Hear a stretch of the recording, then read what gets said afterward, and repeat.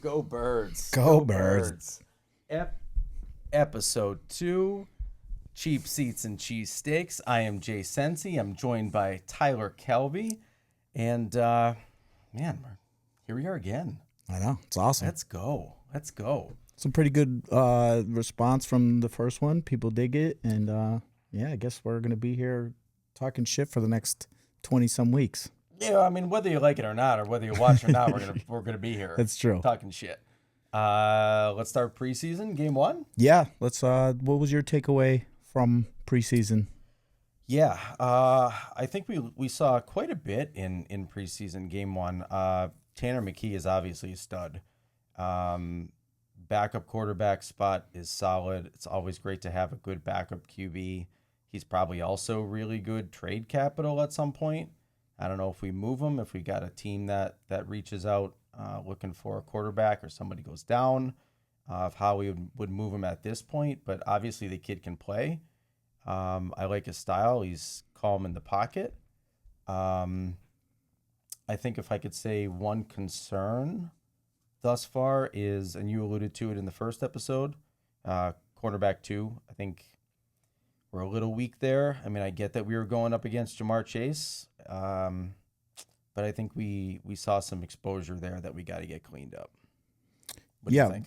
Vic Fangio said something interesting, though, about that cornerback 2 positioning. He said that in the first Bengals last year when we played them, they didn't run any cover 0. So he said he put them specifically in some difficult situations to see how they would play that. He goes, obviously, if we were playing a regular season game that mattered, we would not run cover 0 versus Joe Burrow and that receiving core. So that's a good takeaway. But, yeah, it was concerning. I thought that was the most glaring. Tanner McKee, 20 of 25, 250 yards, 2 touchdowns. Darius Cooper, that was a big surprise. I thought he flashed. He played extremely well. Anais Smith as the punt returner, I thought that's a huge bonus because as much as I love and you love Cooper DeJean, you don't want your key defensive player returning punts for a multitude of bad reasons. Mm-hmm. So that's good. If we can get some value out of Anais Smith in that regard, that'd be awesome. My biggest takeaway defensively, though, was Jahad Campbell. Limited snaps, but man, he just played all over the place. He's sideline to sidelines, ton of energy, athletic as fuck. I love it. We don't even know if he's 100%, right? I mean, they're keeping it under wraps, but kids sure look good. Yeah. How about running back depth though?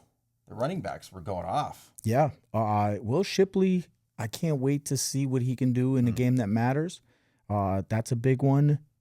Powell, the third, fourth stringer, he played well late in the game.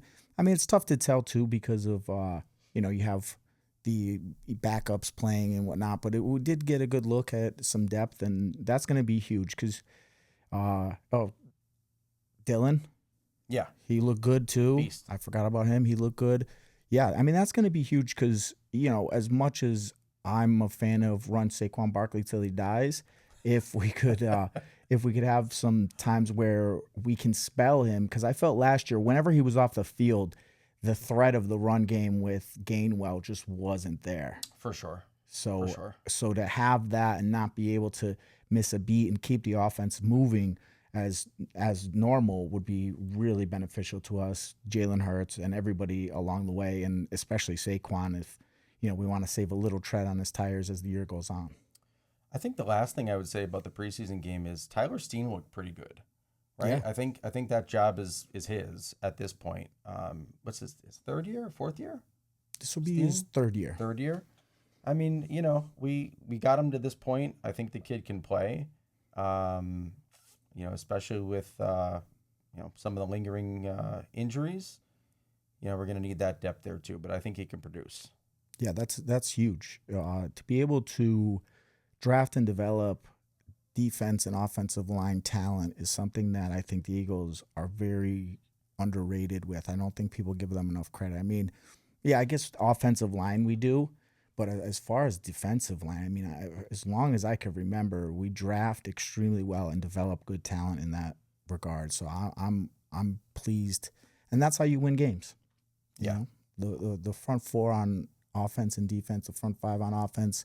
That's how you win, and you have to be able to plug and play some guys for, you know, periods of time during injuries and rest. And I think that's what we do an extremely good job at. Yeah, I mean, I think we saw quite a bit in game one. It'll be interesting to see how they approach game two here against the Brownies. But I definitely want to see Jihad with a few more reps if Vic allows.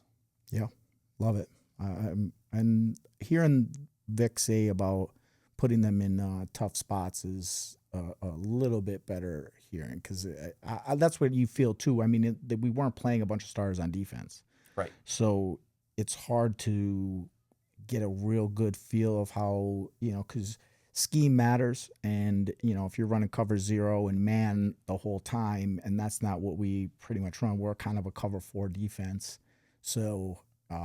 You know, not having, you know, the starting linebackers, you know, Cooper DeJean out there, it's tough to exactly see how good that cornerback 2 position. I mean, cornerback 1 is locked up and in really good hands, and as long as he stays healthy, he's going to be a top 2-3 cornerback in this league for a long time with Kenan Mitchell. And honestly, that's a good segue into open practice. So we went to open practice yesterday, and Quinion got a lot of reps against Smitty, and guy held his own. I don't know if the offense looked bad, but the defense looked good. Defense looked great. Yeah. Jihad Campbell, again, all over the place, making plays. I think Jeremiah Trotter Jr. is playing really well too. Yep. But Jihad Campbell flashed. Like, he jumps off of the field, off of the film, off of the screen when you watch him play, of just how athletic and fast he plays and how aggressive he is. And it was good to see. Jalen Carter absolutely massacred. I think I saw a stat. He had 9 pressures in like 10 plays. It was pretty crazy. That guy should not be allowed to play football, but man, am I happy he's on our team. Man, oh man. For sure. What a freak. But all in all, yesterday was a good day. Started our day with some beautiful cheesesteaks. Shout out to Skinny Joey's. First time there. We had heard some hype. They didn't disappoint. Where would you rank them? I honestly, like I said, they're comparable to the Angelos. I thought with the cedar rolls, the bread, I feel like they're like slightly below. I think Angelos might be a little bit more meat and stuff like that, but I have to say, man, as far as quality goes, it was a delicious cheesesteak. That's one of my favorite, and it's so close to the stadium on South Broad Street. You know, if you guys are out there, give it a go, man. It was delicious. That's a plus. And they're open kind of late too, right? So you can get one before the game. You can go to the game, get one after the game. I still ate the one that Christian left over. Yeah. I mean, it was like 6 hours sitting in the car, and it still tasted good. I didn't give a fuck. It doesn't matter at that point. No. Yes. But shout out to Skinny Joey's. Check them out. They're, 2 blocks from the stadium? Yeah, South Broad Street. Stadium? Yep. No brainer. All right. What do we talk about the practice here? What'd you see in practice that you liked, other than defense basically dominating? I mean, I saw, besides even just the team on the field, how fucking awesome this fan base is. Oh, yeah. Where you had close to 60,000 fucking people there for a padded practice. Practice? We're talking about practice? Yeah, practice. And it was awesome. It was a beautiful day, warm, sunny, not a cloud in the sky. Just, we're back, baby. Football is back. Speaking of practice, though, you know what yesterday was? What? We didn't talk about this. Yesterday was the 20-year anniversary of T.O. doing his workout in his driveway when he got bounced out of practice by Andy. Damn. 20 years. Damn. Well, we're in a lot better position now than we were at that day. Oh, yeah. Oh, yes. Yeah. That hurt. I was a big T.O. fan. I mean, I still am. I think he's a super talented player, but man, that sucked that we just couldn't see how that would play out in the end with him, man. It just... That's a shame. 1 or 2 more years. Yeah, just a couple more games, man. And we could have seen what we got with that. Missed opportunity. But also in open practice, Landon Dickerson carted off. Yeah, Landon Dickerson went down. Didn't look pretty. Couldn't put a whole lot of weight on that leg. I don't know. Was it the same leg same knee he was having problems with at the end of the year?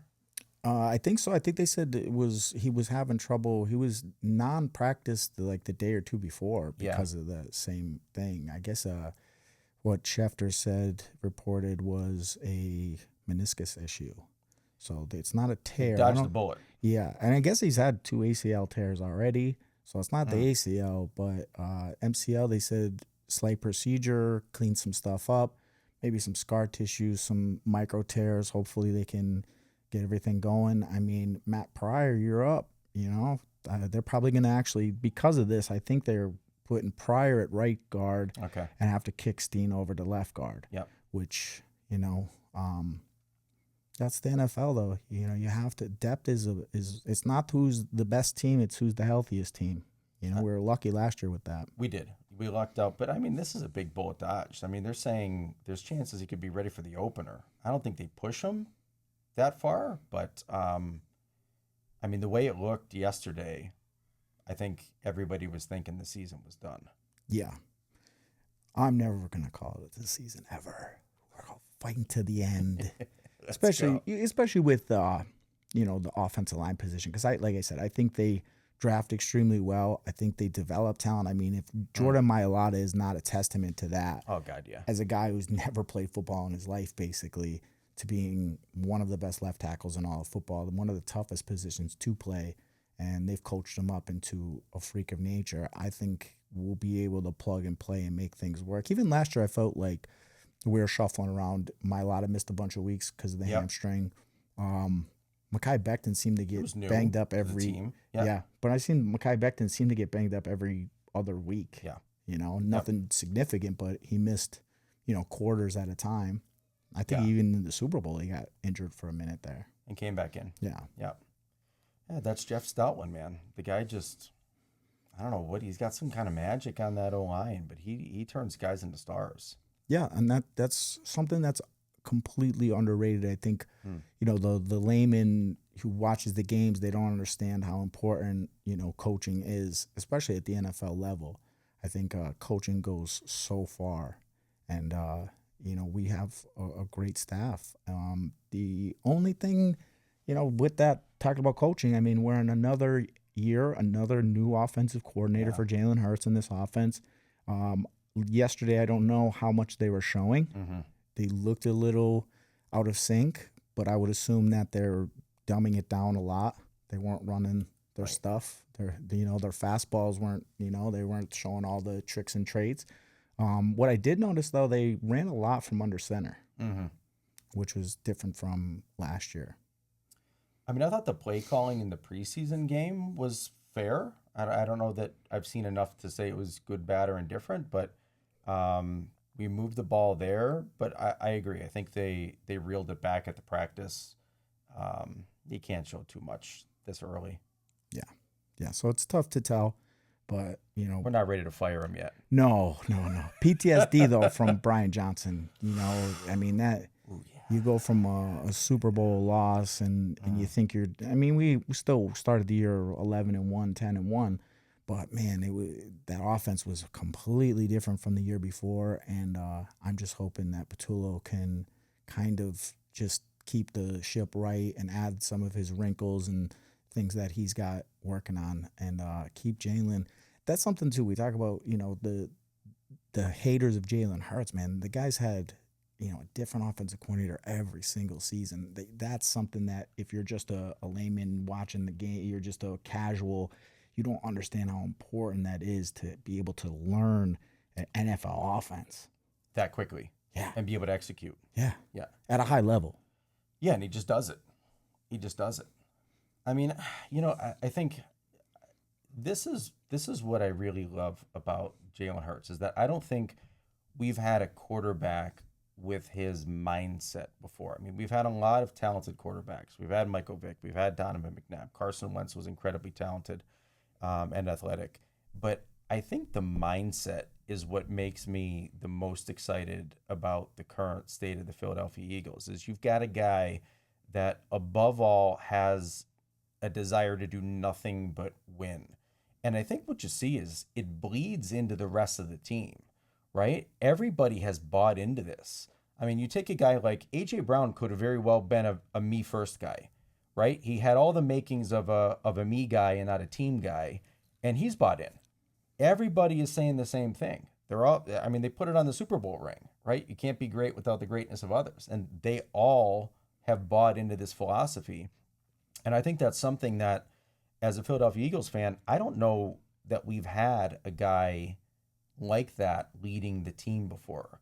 I mean, we had good talents, but, you know, and this is a take that I know you and I, we agree on a lot of things. We do not agree on Donovan McNabb. He was not that guy. He was not that guy. He was not going to do whatever it took to win. And Jalen Hurts does. Yes. No, I can say that, but I have to also, you know, with the whole why Jalen Hurts in the media is not considered a top 5, top 2, top 3 quarterback is because he's got too much help, right? Yeah. Where flip side of Donovan McNabb, the guy had very little help on the offensive side of the ball. Defensively, we were great, but I mean, when you're throwing the ball to Todd Pinkston and still going to consecutive James Trash, I mean, he was literally thrown to garbage cans with arms for a lot of those years. No disrespect to, you know, some of those guys were good players, but you saw how the jump in progression for him when we got T.O. I mean, we went from beating teams to blowing teams out. Yeah. So, I guess if you were going to say one thing about Donovan that was not the sharpest was sometimes his attitude was a little shitty. Yeah, and I just think, you know, that's to me what stands out with Jalen is just the will to win. Yeah, I love it. I love him. I love him. I think you know, believe it or not, I was watching the draft with a couple people. It was COVID time, and everyone was talking about Joe Burrow. I mean, yeah, Joe Burrow, great Heisman Trophy winner, national champion, and a couple other players. And I just said off the top of my head, I was like, I think Jalen Hurts goes to a team, and he's probably going to get drafted late, and he's going to go to a good established team, and he's going to he might have the most success out of all of them. You know, lo and behold, the Eagles drafted him. I was like, what the fuck are we doing? We got Carson Wentz. Speaking of mentally weak, probably. You know, I wasn't going to say it, but yeah. Carson Wentz probably just folded. Yeah, mentally. He could not handle Philadelphia, and that's a big thing about being the quarterback, and that's why, you know, I got to give credit a little bit to Donovan, because to play in Philly also is very tough, man. They want to fire you, they want to cut you, they want to trade you as soon as you have a bad game, and it's not easy. And Jalen is cut for that. But going back to Jalen in college, I mean, for a guy to get benched at halftime of the national title game and to come back in this day and age where guys are transferring every other year, for him to come back and still stick it out and compete for a starting position and then not get the starting position, get beat out by Tua that second year, and still stick around and help, and Tua ended up getting injured, and he came back and helped them win the SEC championship and, you know, push towards a national title that year, and then he transferred to Oklahoma. But, you know, he could have sulked, made a bunch of narratives about, you know, the coach don't like me and this isn't fair. Yeah, and they all do. A lot of these players do. It's the accountability for themselves, you know. And even in, you know, as far as the last Super Bowl loss, like, he could have blamed a bunch of other players, a bunch of other coaches, a bunch of other teams coming into the year after where the offense completely fell apart. The defense was just putrid. One of the worst defenses I've ever seen in Eagles uniform. And for him to just keep plugging away and then come back this year and take a backseat to Saquon Barkley, like you said, it was a team first effort. I mean, he didn't even throw for 3,000 yards, and there's just not many quarterbacks. That's something that people don't talk about. There's not many quarterbacks who are willing to do that. Right. Where they're willing to sacrifice their statistical numbers. And I feel like that's what made Tom Brady so great. Tom Brady, I think one of his most impressive feats was losing to us in 2017, throwing for the most yards, one of the best statistical games by a quarterback in Super Bowl history, to follow that up by the following year to go beat the Rams in one of the lowest scoring games in the Super Bowl history. I think it was the lowest scoring game in Super Bowl history. So he went from one of the highest scoring games in Super Bowl history to one of the lowest. And for him to stick to the game plan, run the ball, not do too much, don't make mistakes. And I think Jalen has a little bit of that in him, and you just can't put that on a stat sheet. No, and I think that gives us an incredible window here where we can be a major contender for at least the next handful of seasons. Yeah. We stay healthy.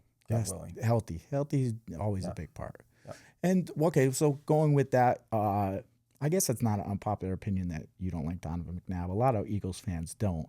But I want to say, besides McNabb, like, do you have like a popular player that you, or maybe a player that doesn't get enough credit that you want to give a shout out to that you think of, or maybe a player who is a little bit, people like a little too much? I have mine.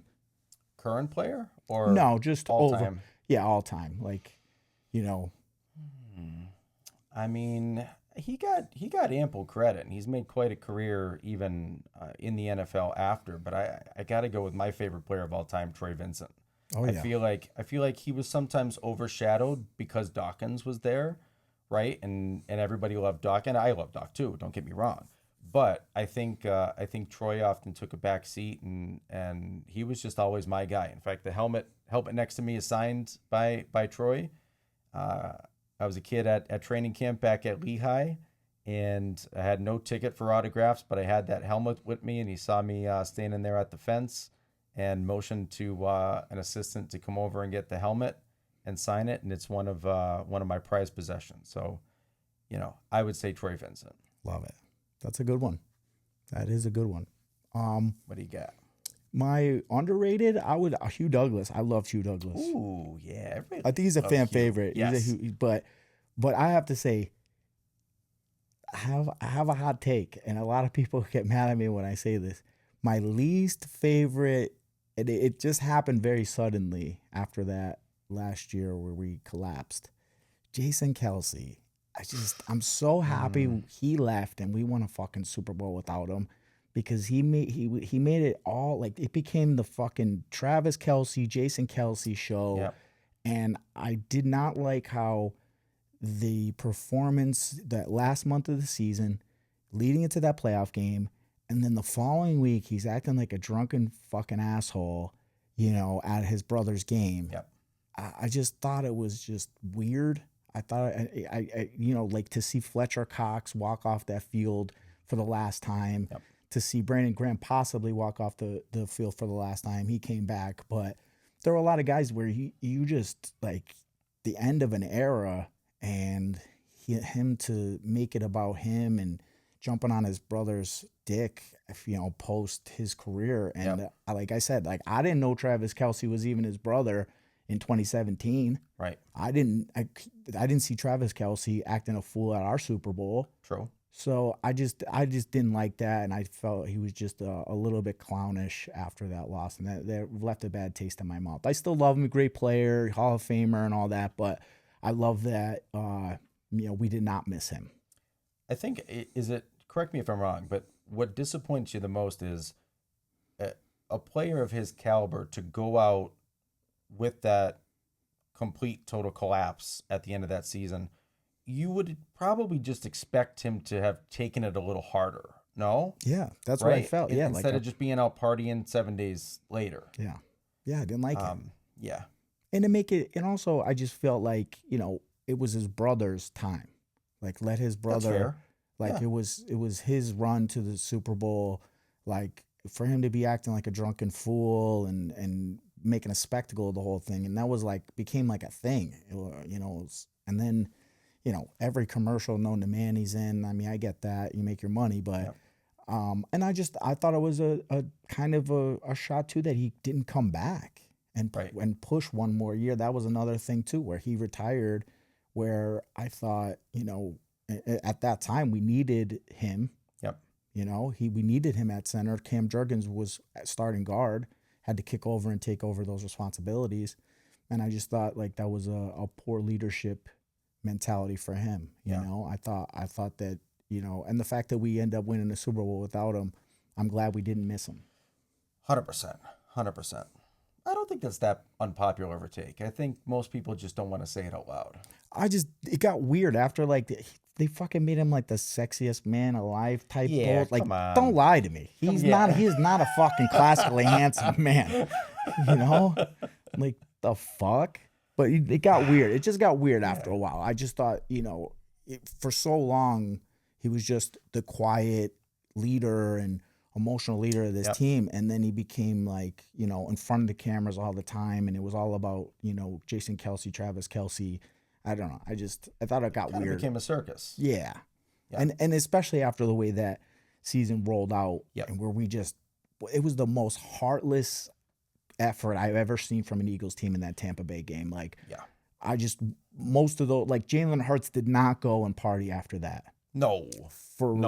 I don't think he had I probably didn't have a party until after the Super Bowl. 100%. So, and that's the difference. That's the difference. That's that mindset that I'm just so impressed with, that somebody that's such a young age. Was he 26? 27? Yeah. I mean, to just approach anything like that. And that's a difference maker. I mean, you know, maybe it was a blessing. Kelce called it quits when he did. Wow. Champs.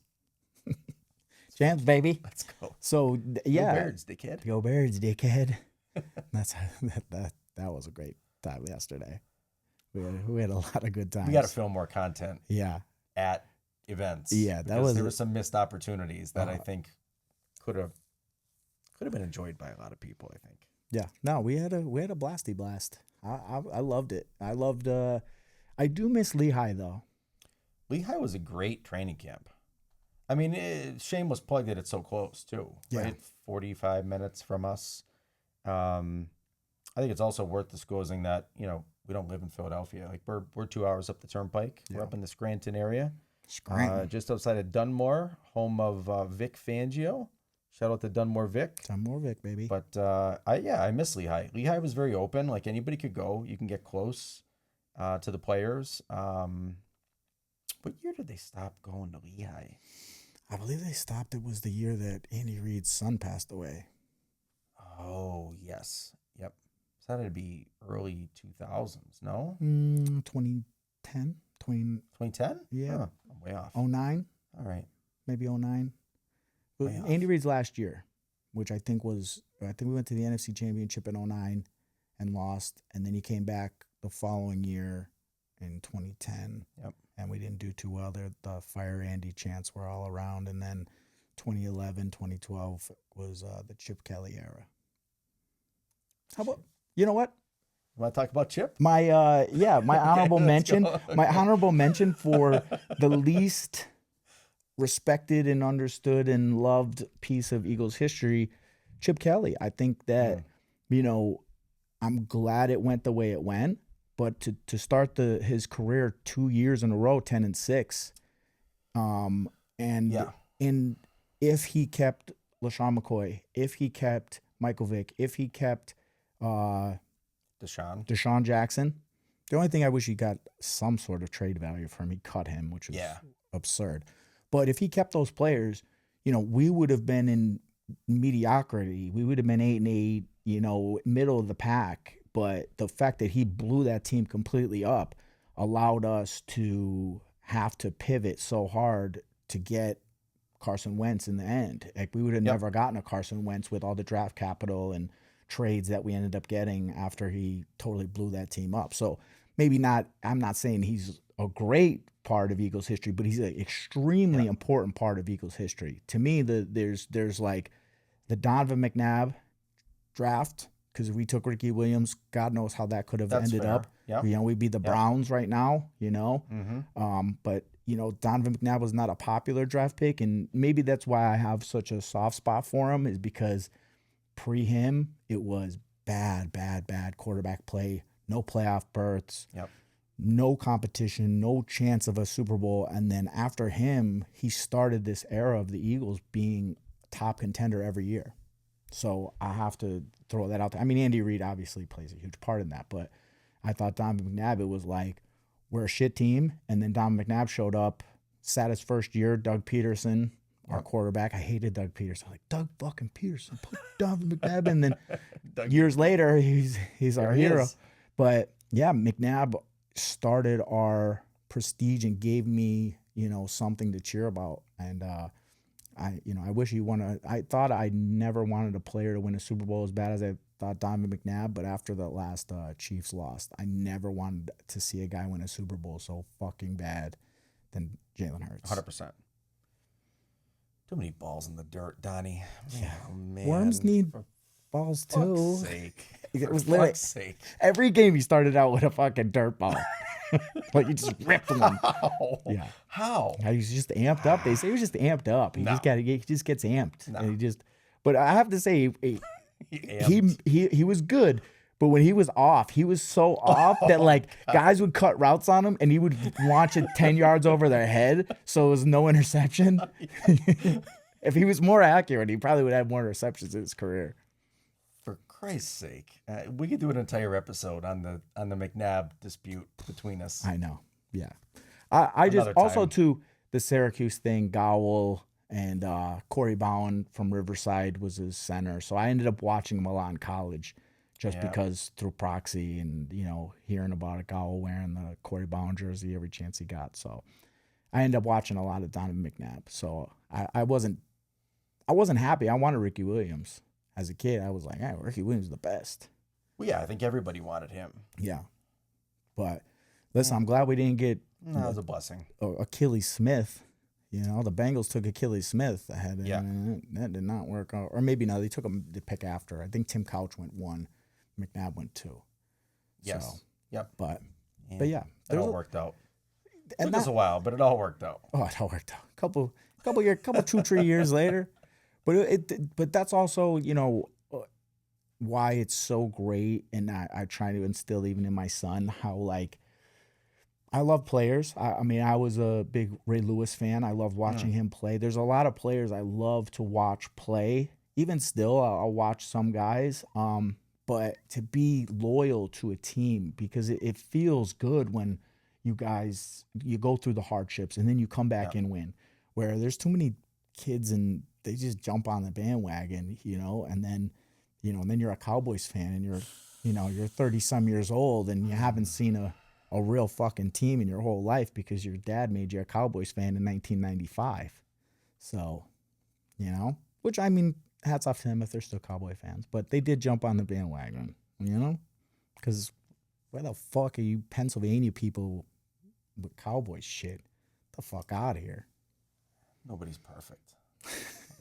Nobody gets it all, man. I mean, nobody gets it all. But it's weird though. It's like I go, oh, you're a Cowboys fan? Are you a Yankees fan too? Yeah, I'm a Yankees fan. Oh, what's Lakers? Your Lakers? Oh, Oh, yeah, of course the Lakers. Oh, Duke basketball. Oh, saw that coming. Yeah. Well, probably are they? I don't know. Maybe they're other than the Cowboys. Probably happier. They win a lot. They win a You're lot. A bandwagoner, But is it though? Because you expect it's it. Investment. Yeah. Like I'm telling you, as terrible as it felt to lose 3 NFC championships in a row and a Super Bowl on top of that, to win in 2017, I've never felt that happy in my life. Yeah, it makes it sweeter.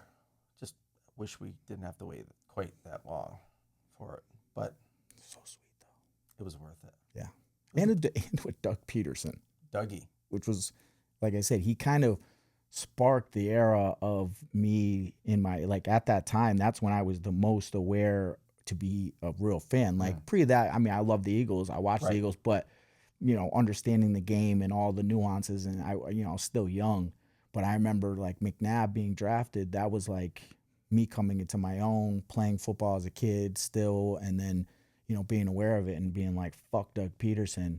And then for him to come by a couple years later and win me a Super Bowl, it was pretty sweet. Unfuck Doug Pederson. Unfuck him. Yeah. Thank you, Dougie. Yeah, shout out to him, man. Where is he at? I don't know. I don't think he's coaching. No. The Jaguars got rid of him. Damn. Well, he's immortalized in that statue in front of the Linc. Philly. Let's go. So what's up next? I don't know. Browns preseason. Shador Sanders, which is crazy because you get Tanner McKee and you're like excited. You're like, oh, 25, like 20 to 25, 80%, 250 yards, 2 touchdowns. And then you get Shador Sanders who played pretty well. And now they're talking about him being the greatest thing that's ever happened. Oh, yeah. That's He should retire his jersey. Maybe, and that's part of why I like that we're doing this, because I just feel like everybody now, they're just like so, hyperbolic, and it's just like everything is the greatest or worst thing that's ever fucking happened.